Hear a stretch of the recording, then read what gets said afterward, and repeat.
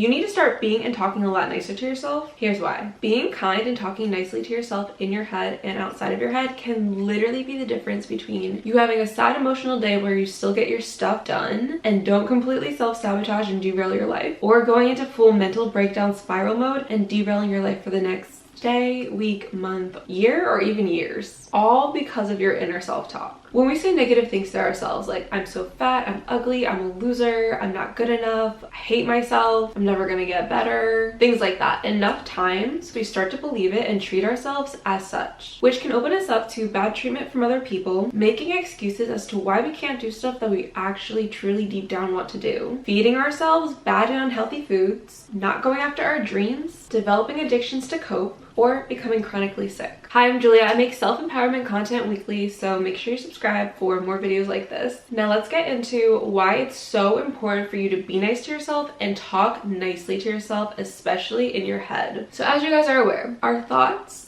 trigger our emotions, which create our behaviors, which then create our habits, which then create our reality. So it's super important that we feed ourselves with loving, caring, forgiving, and kind thoughts, which is a lot easier said than done, especially if you have been conditioned your whole life to think these harsh, unkind thoughts about yourself. Now, obviously, we had to have learned these negative patterns and harsh behaviors somewhere, whether it was from our parents, family, Netflix, social media, TV, friends, teachers. The root cause doesn't really matter in the grand scheme of things. All that matters is you becoming aware of the mental abuse that you are allowing yourself to repeatedly affirm again and again to yourself. I realize a lot of us do this out of survival, including myself, in an attempt to avoid judgment or rejection from others. By internally judging and rejecting ourselves first, we think it will hurt us less when others do the same, or we do it so we can avoid them even doing so. But ultimately, it doesn't work that way, and instead we create our own inner hell, which in turn is making us a vibrational match to abuse from others. If you've ever heard the saying, as above, so below, it's kind of the premise of what I'm trying to say. Whatever you are experiencing internally, other people mirror back to you. So if you are internally judging yourself and rejecting yourself, it makes you a perfect match to other people that are going to judge and reject you as well. Or if you are saying harsh, mean things to yourself internally, it makes you a vibrational match to other people that are going to say harsh, mean, disrespectful, rude things to you because you already have that energy within you. It gets mirrored back to you by other people. It's called the law of mirroring, also known as the law of attraction. You can correct me if I'm wrong, but I'm pretty sure they're one and the same. Just like the law of attraction, if you tell yourself something enough times, you will eventually believe it, good or bad. So if you are running a bunch of positive thoughts about yourself to yourself in your brain, eventually you're gonna see yourself in a positive light and become that person that you want to be. If you're running a bunch of harsh negative thoughts in your brain of I'm ugly, I'm fat, I'm this, I'm that, eventually you're gonna believe you are and you'll become that way. So if you continuously tell yourself things like, oh, that happened because I'm not good enough, or it's because I'm ugly, isn't it? You will eventually believe that, and that will become the story of your life. On the contrary, the same thing is true for positive, kind, and loving self-talk. If you say stuff like, oh, it didn't happen right now because it's not the right time, and it's not a reflection of me or my character, that has a much different vibration in the body and actually feels comforting rather than punishing, like, oh, that happened because I'm not good enough. That feels very punishing and harsh. Or you could say something like, I may not know the reason why things aren't happening the way I want them to, but I believe everything is happening for me and my highest good, and eventually I'll understand why that had to hurt. We're not trying to lie to ourselves, we're just trying to reframe the negative thing into a kind way of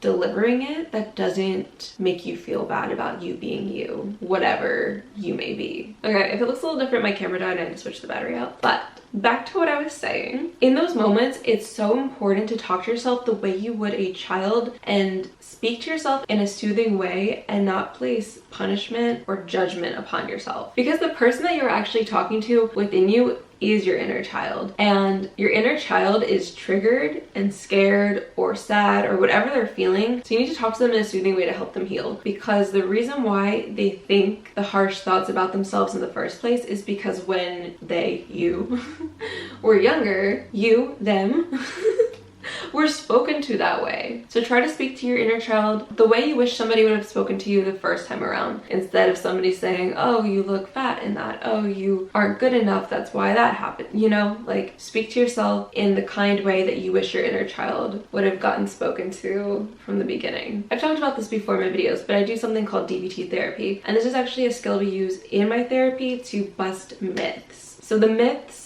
are the limiting beliefs and the unkind things that you're telling yourself. And when we do this, you don't have to affirm stuff that you don't believe about yourself. Like, if you don't believe you're a millionaire, you're not going to affirm, I'm a millionaire, I'm a millionaire. Or if you don't believe you're the most beautiful girl in the world, you're not going to affirm, I'm the most beautiful girl in the world. We're not trying to affirm stuff that isn't already happening to manifest things. We're just trying to be kind to ourselves and affirm the truth. You just have to speak with kindness, understanding, and forgiveness to yourself, especially when you make mistakes. And never bash or punish yourself for it. So we're not trying to affirm things that aren't true. We're just trying to affirm the truth in a kind way. And that will lead you to manifest things like feeling like the most beautiful girl in the world, or feeling like you're a millionaire, or actually being that millionaire, or being beautiful and feeling beautiful. By speaking to yourself in a kind way and not bashing or punishing, it can then build your confidence up to then become the person that you truly want to be, and not tear yourself down. Tearing yourself down will never actually get you what you want. It's just going to make you feel inadequate, and even if you do manifest the things you want, you're not even going to be able to enjoy them because you're just going to be focused on the next thing, or why you're not good enough because you don't have the next thing, or this and that. You're going to find another way to speak unkindly to yourself. What this is really about is forming a true, loving, kind friendship with yourself and loving yourself through your thoughts. That's even better than manifesting your dream, whatever. Because at the end of the day, we all manifest things for the feeling that we think that they're going to give us. So if we can manifest the feeling before we even manifest the thing, do we even really need the thing anymore? I mean, sometimes we still want it, but like, it doesn't really matter, because if you feel good about you and your life, whatever happens in it, you're still going to feel good about, because you feel good about yourself and who you are. But if you don't feel good about yourself and who you are, whatever you manifest in your life isn't going to make you feel better about yourself and who you are. It's just going to be an added thing on top of that. Maybe it feels good for a second, but then you go back to you. And if you don't feel good about you, whatever you manifested is never going to be good enough, because internally you're like not feeling good. So it's more about how you treat you than anything else. So my favorite example of this manifested is the rice experiment. I'm sure you guys have heard of it. So basically what you do is you take 3 jars of rice, you label 1 the love rice, 1 neutral rice, and 1 hate rice. By the way, this is cooked rice, so you want to make sure you cook the rice first if you want to try the experiment out. So with the love rice, you're going to tell it kind, loving affirmations for 5 minutes a day for the next 2 weeks. With the hate rice, you're going to tell it mean, hateful, disrespectful, unkind words for 5 minutes a day for the next 2 to 3 weeks.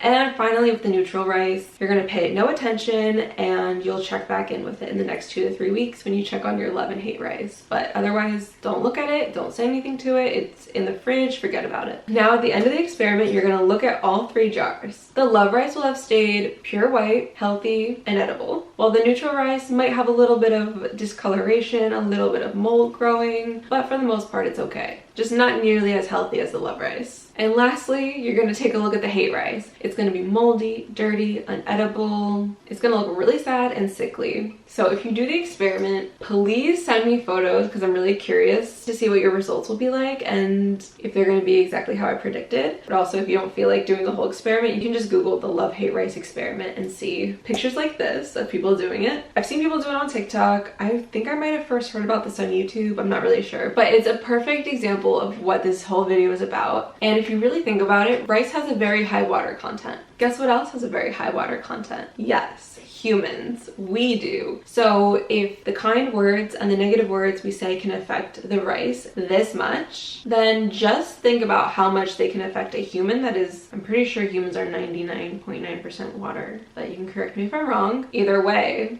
if water can be altered that much by the energy that we give it, well, you can literally turn your entire life around by speaking kindly to yourself. Or you can literally derail your life and send yourself into a shame, depressive spiral of a life by speaking hatefully and mean to yourself. Anyway, I personally do want to try this experiment myself and maybe document it on my Snapchat. If you aren't following me on Snapchat, follow me at JuliaGilman, because I love to vlog my life on there. So if you wonder what I do on a daily basis, Snapchat. Something I really want to touch on is think about your values. And if you don't know what they are, make a list of your highest value to your lowest value. My highest value is inner peace. And inner peace starts with the way you treat yourself and the words you use to speak to yourself. You can't have inner peace if you have a war in your mind of harsh, negative, mean words going back and forth, bashing each other. That's the opposite of inner peace. And one of the reasons why inner peace is such a high value of mine is I feel like you truly can't enjoy anything if you don't have inner peace. Even though as humans we go through so much stuff, I do think at our core we are supposed to learn how to enjoy our lives, even through the chaos and messes that we are dealt, and that all goes back to inner peace. There's a lot of things in life that you can't control,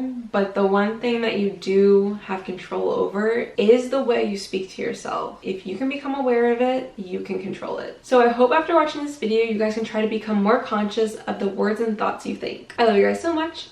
Bye. I got on my mind.